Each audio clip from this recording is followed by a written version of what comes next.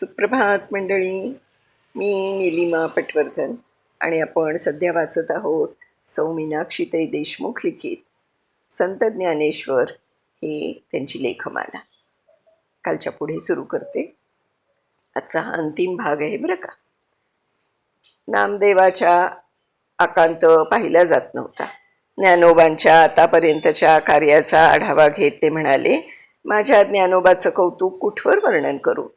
रेड्याच्या मुखी वेद म्हणवले, जड भिंत चालवली, परमार्थाची वाट भोळ्या भाविकांसाठी मोकळी करून पतितांचा उद्धार केला, योग मार्गाचा दीप पाजळून भक्तीची पताका फडकवली, अपरंपार भजन कीर्तनाचा सोहळा, गीतेवर मराठीत टीका करून जनसामान्य सर्व स्तरातील लोकांसाठी ज्ञानाचं भांडार उघडं केलं. देवा, जळावीण जसा मासा तडफडतो तशी माझी गत झाली. प्राणकंठाशी आले रे. काही दिशा उदास वाण्या झाल्या आहेत. योग्याची विभूती चालली रे. मी खंत तरी किती करू. देवाने नामदेवाला जवळ घेऊन आसव पुसली. त्याचे समाधान करत देव म्हणाले, नाम्या, अरे कुणासाठी एवढा शोकमग्न झालास. ज्ञानदेवासाठी. अरे तो तर ज्ञानांचा देव, योग्यांचा योगी, ज्ञानाची संजीवनी, ज्ञानाचा सागर आगर भवसिंधू तरुण पलीकडे नेणारी नाव आहे. ज्ञानदेव हा माझं प्रत्यक्ष रूप आहे. तो कुठेही जात नाही की कुठूनही येत नाही. ज्ञानदेव ज्ञानसागरू, ज्ञानदेव ज्ञानगुरु, ज्ञानदेव भवसिंधू तारू, प्रत्यक्ष रूपे पै असे. ज्ञानदेव हाची देव, ज्ञानदेव धरलिया भाव, ज्ञान होईल जीवा सर्व, यासी संदेह नाही. तरी पण जिथे नामदेवाचं समाधान होत नव्हतं तिथे निवृत्ती, सोपान, मुक्ताबाई यांचं काय. त्यांना काय वाटत असेल. त्यांच्या मनाची अवस्था कशी असेल. ज्ञानदेव भावावेशात बसले आहे. निवृत्ती स्पंदत आहेत. सोपान मुक्ताई ढसाढसा रडतायत. देव समजावतोय पण काहीच उपयोग नाही. निवृत्ती सोपान मुक्ताई धाकुटी धरी येली कंठी पांडुरंगे, कळवळती मनी करीती दीर्घश्वनी, आठविती मनी ज्ञानदेव, विकल झाले चित्त संत हे दुष्टता, नामा विकलतेथ होत असे. सर्व साधू संत निवृत्तीनाथांनी समजावून गेले. तर निवृत्तीनाथ अत्यंत आर्ततेने विकलतेने म्हणाले, एखाद्या तळ्याचा बांध फुटावा आणि पाणी 12 वाटेनं वाहू लागावं. गवताच्या पेंडीचं बंधन सुटून गवत रानो माळ व्हावं. हरिणीनं पाडसाला टाकून दूर निघून जावं आणि पाडसांनी दशदिशा हाकारत शोधावं. अगदी तसंच माझं झालंय. कसं समाधान करून घेऊ. अरे, जेव्हा एका रात्री आमचे आई बाबा आम्हाला टाकून पोरके करून गेले त्यावेळी तर आम्ही अगदी लहान होतो. तरी सुद्धा त्यावेळी आतासारखे मनाला कष्ट झाले नाही. आता माझा ज्ञानोबा चालला. मी कसं सहन करू, काय करू. निवृत्तीनाथ म्हणजे मुक्तयोगी. त्यांचं समाधान कोणी करायचं.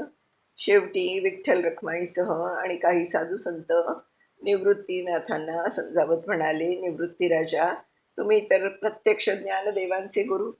तुम्ही जर असा शोक केला, स्वतःला सावरलं नाही तर बाकीच्यांनी अडाणी माणसांनी काय करावं बरं. कसं बसं निवृत्तीनाथांनी आपल्या भावनांना वर घालून मनाला समजावलं.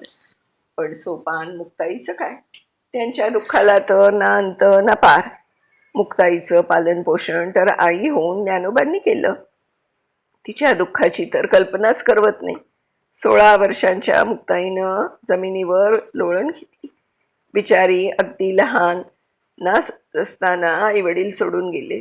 त्यांच्या माघारी ज्ञानोबाच तिचं सर्वस्व होऊन प्रत्येक नात्याने तिचे आई वडील भाऊ बहीण मार्गदर्शक संरक्षक होऊन तिची वेणीफणी नाऊ माखू घातलं. तिला झोपताना अंगाई म्हणून झोपवलं. सर्व नात्याने आणि खऱ्या अर्थाने तिला वाढवलं. अशा या ज्ञानोबासाठीची तिच्या दुःखाची परिसीमाच राहिली नाही. मुक्ताईचा विलाप पावला जात नव्हता. ती उसासून म्हणाली, ज्ञानदादा, असा कसा रे निष्ठूर झालास. अरे, तुझ्याशिवाय मला कोणीच नाही रे. मी कुणाच्या मांडीवर डोकं टेकवू, कुठं विसावा घेऊ. तू गेल्यावर मी सुद्धा राहणार नाही. आम्हा माता पिता नित्य ज्ञानेश्वर नाही आता थार विश्रांतीसी.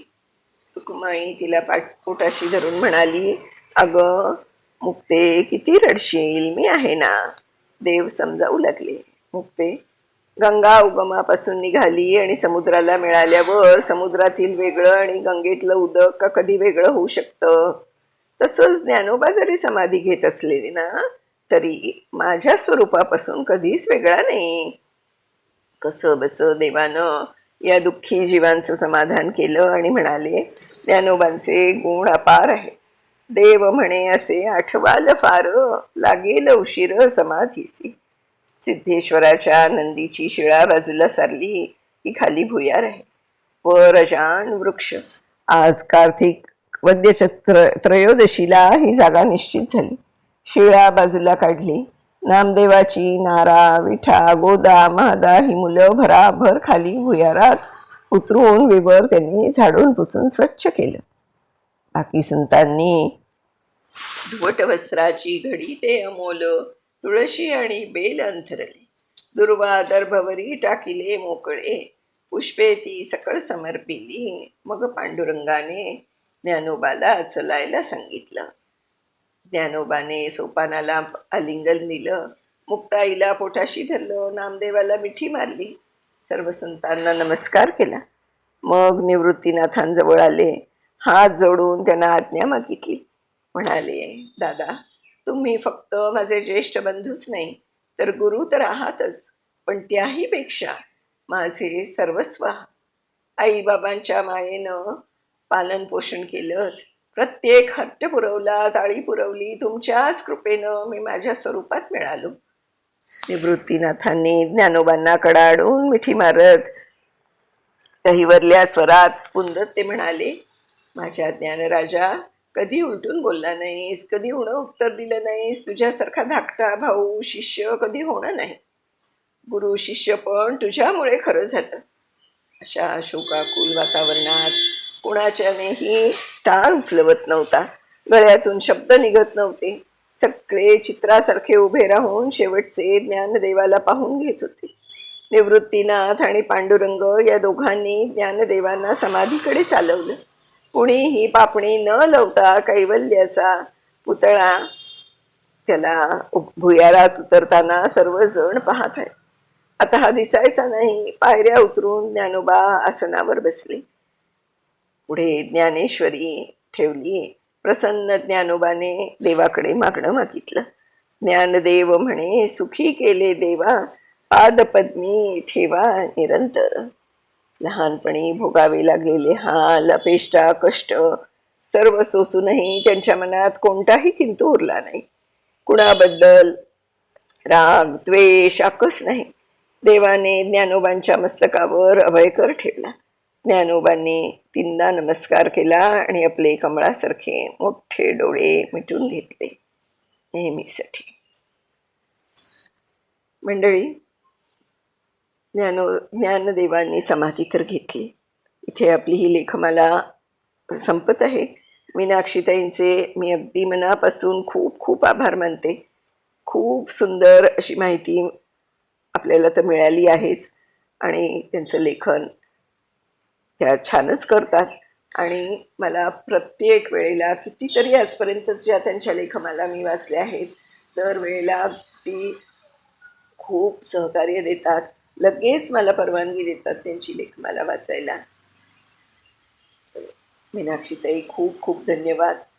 अशाच तुमच्या छान छान लेखमाला आणखीन मला वाचायला मिळोत आणि श्रोत्यांना ऐकायला मिळोत, हीच इच्छा. धन्यवाद. पुन्हा अशाच नवीन छान गोष्टींचं भेटणार आहोत. तोपर्यंत मी निलिमा पटवर्धन आपली रजा घेते. धन्यवाद.